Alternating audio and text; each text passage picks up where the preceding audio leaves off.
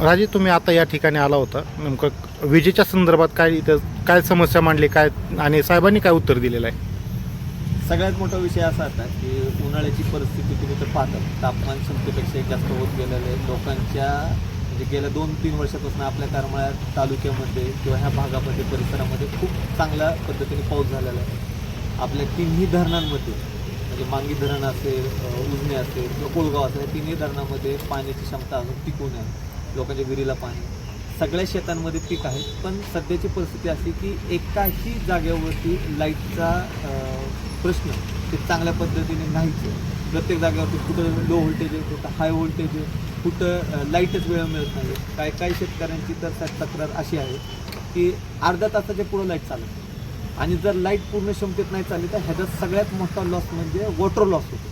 कारण की जे लोक पाट पाण्याने भिजवतात, अर्धा तास ते पाट पाण्या भरेपर्यंत लाईट गेली तर पहिल्यापासून ते परत रिस्टार्ट होतं आणि ह्याचा पाण्याचा लॉस होतो आणि पिकाला ह्याचा अजिबात फायदा होतो. म्हणून आम्ही आता एक्झिक्युटिव्ह इंजिनियर जे आहेत, डिवा एक्झिक्युटिव्ह साहेब, डेप्युटी एक्झिक्युटिव्ह, त्यांना त्याचं निवेदन पण दिलेलं आहे. ह्या लो व्होल्टेजमुळे सगळ्यात मोठा प्रॉब्लेम असा येते की शेतकऱ्यांच्या मोटर जातात. 5 HP 7.5 HPच्या मोटर आहे, कुणाच्या 10 HPच्या. कमीत कमी 10 ते 15 हजार रुपये खर्च प्रत्येक वेळी शेतकऱ्याला उचलायला लागतो. आणि जर ती प्रति आठवड्याला मोटर जळत असेल तर शेतकरी कुठेतरी तुम्हाला सांगतो हातबल होईल, निराश होईल, त्याचा प्रपंच मोडीला येईल. आम्ही एवढीच विनंती केली की 1 तास लाईट कमी केली तरी काय हरकत नाही, पण पूर्ण क्षमतेने साहेब आम्हाला जेवढा वेळ तुम्ही दिलेला आहे त्या क्षमतेमध्ये आपण लाईट दिली पाहिजे. 2-3 दिवसापूर्वी जर आपण पाहिलं, एक वादळ आलं होतं आपल्या कर्मामध्ये, प्रचंड हवा आली, हवा सुटली, त्या कारणामुळे काही जागेत पोलचं नुकसान झालं. त्याच्या 1 आठवड्या आधीसुद्धा हेच परिस्थिती निर्माण झाली. तेव्हापासून ते आत्तापर्यंत तुम्हाला सांगतो, सीना नदीच्या कडचे जेवढे गाव आहेत त्यांना अजिबातसुद्धा लाईट नाही. मी सुद्धा त्याच भागातला एक शेतकरी आहे. मी हे गोष्ट प्रत्येक वेळेस पाहतो. त्या भागातल्या सर्व लोकांनी ड्रीप इरिगेशनवर शेती केलेली. ड्रीप इरिगेशन शेती म्हणजे अशी की तिला दर 2 दिवसात जास्तीत जास्त आणि कमीत कमी 5 दिवसाला पाणी द्यायला लागतं. आता जर ह्याच पिकाला गेल्या 1-1 आठवडा, 10-10 दिवस, 15-15 दिवस तर पाणी नाही, तर ह्याचं खूप मोठं नुकसान शेतकऱ्यांना होऊ शकतं. आणि असं नुकसान होईल की ते नुकसान पुढे 10 वर्षापर्यंत शेतकऱ्याला भरतात. म्हणून आम्ही साहेबांना त्याविषयी निवेदन दिलं आहे. साहेबांनी जर 2 दिवसामध्ये जर ह्या विषय सॉल्व आऊट केला नाही तर आम्ही करमाळा तालुक्यातल्या प्रत्येक गावातल्या शेतकऱ्यांना बोलू.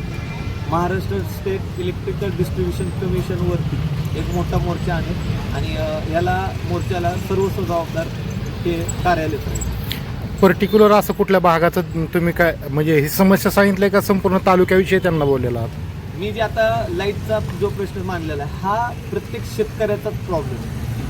खूप कमी जागा आणि काही शेतकरी फ्लेक्झिबल आहेत, ते समजू शकतात. काही लोकांनी आता सोलर बसवलेले, पण ज्यांना आता गव्हर्नमेंटचा एक नियम आहे की ज्यांच्याकडे ऑलरेडी कनेक्शन आहे त्यांना ते सोलर मोटर देत नाही.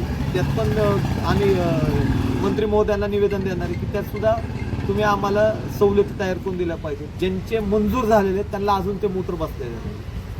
करमाळा तालुक्यामधल्या अनेक शेतकऱ्यांचा फक्त उत्पन्न तुम्हाला सांगतो लाखोमध्ये, फक्त लाईटीमुळे तो शेतकरी आज व्याजामध्ये बुडलेला आहे.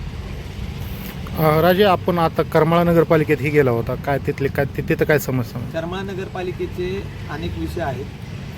वास्तविक सांगायचं म्हणलं तर मोनोपॉली करमाळा नगरपालिका चालते. मला जसं समजतंय गेल्या 30-35 वर्षापासून नगरपालिकेवरती जगताप गटाने एक खूप योग्य रीतीने तुम्हाला सांगतो कारभार पाहिला होता. आपण मागचे नगरसेवक जर बघितले, वैभवराजे जगताप साहेब जर बघितलं तर त्यांच्या काळामध्ये कधीच पक्षपात किंवा कुणावरती अन्याय केला जात नव्हता. परंतु आता जर कुठल्या गल्लीमध्ये बाई कोणती झाडाला जाणार असेल किंवा कुठला कर्मचारी तिथं काम हे सुद्धा विचारून जायचं म्हणलं तर मला वाटतं की सत्ताधाऱ्यांना एक गोष्ट लक्षात आली पाहिजे की नगरपालिकेचा जो कामकाज आहे ही जनतेसाठी आहे, कुठल्या नगरसेवकासाठी नाही. ह्याची संपूर्ण माहिती आमचे विरोधी पक्षनेते असतील, प्रशंभाई असतील, ह्यांना अनुभव आहेत. ह्यांनी अनेक मुद्दे सांगितले. तिथं सुवर्णाताई आहेत, आमचे चिवटे साहेब आहेत, परत मला वाटतं काबळे आमचे अब्दुल सर आहेत. ह्यांनी सगळ्यांनी निवेदन दिलेलं आहे. बाकीची माहिती माझ्यापेक्षा प्रशंभाई तुम्हाला सांगतील की त्यांनी काय काय मुद्द्यावर मांडलेलं आहे.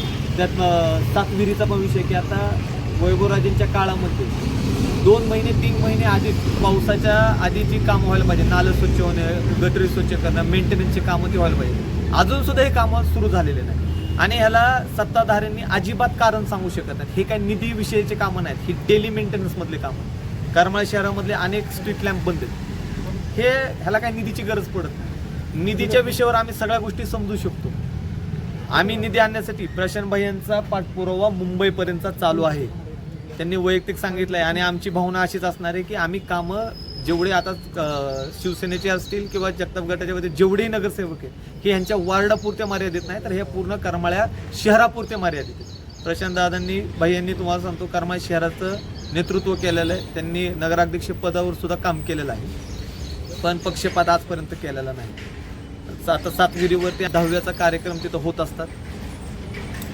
मागासवर्गीय लोक किंवा ज्यांची आर्थिक दुर्बल लोक आहेत त्यांच्यासाठी सगळ्यात सोपा पर्याय म्हणजे, आणि पुरातन काळापासून जुन्या काळापासून तिथं ते 10व्याचे निधी होते. वैभवराच्या काळात तिथं कट्टा होता, शेड होता, प्रशासक काळामध्ये ते राहिला नाही. पण आता 6 महिने होत आलं जर तुम्हाला सांगतो सत्ताधारी गाढ झोपलेले आहेत तर कामं होणार कशी.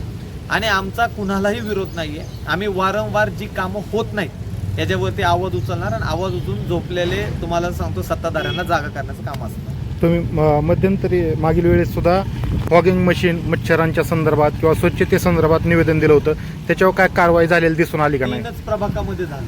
मला याचं खूप दुर्दैव वाटतं, फक्त 3 प्रभागामध्ये. आणि आम्ही काय कुठल्या प्रभागाचं नाव घेतो ना, पूर्ण करमाळा शहरात हे व्हायला हवं होतं.